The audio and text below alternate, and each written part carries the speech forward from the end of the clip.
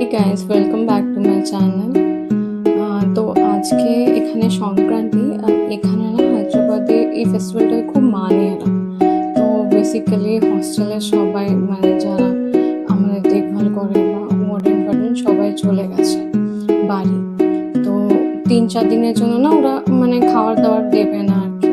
তো আমি তার জন্য ভাবলাম যে কিছু অর্ডার করে নিয়ে খেতে পাচ্ছি না।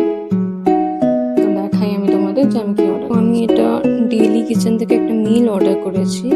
চলো দেখাই যে এর ভেতরে কি দিয়েছে ওরা।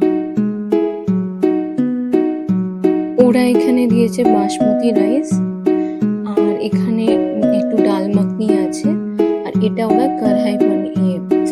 কড়াই পকোড়া বানিয়েছে। তো জানি না কেমন টেস্ট হবে, বাট আই থিঙ্ক এটা খুব স্টিল ডিল, কারণ এটা আমি 200 রুপিজে পেয়েছি।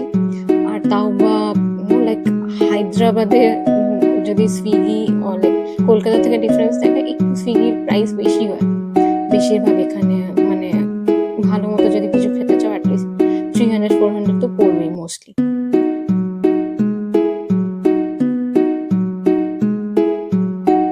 সত্যি বলতে গেলে মানে এক্সপেক্ট করিনি যে ডাল মাখনিটা এত সুন্দর বানাবে। তো ডাল মাখনিটা আমি ফার্স্ট টেস্ট করলাম রাইসের সাথে একটু।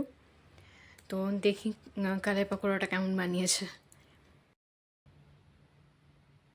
পকোড়াটা টেস্ট তো ভালোই বানিয়েছে, মানে ওই তোমার কি বলে ওর মধ্যে একটু জোয়ানও দিয়েছে, টেস্ট লাগছে, বাট আমার একটু টকটা বেশি লাগছে কেন জানি না। তো আমি বলবো যে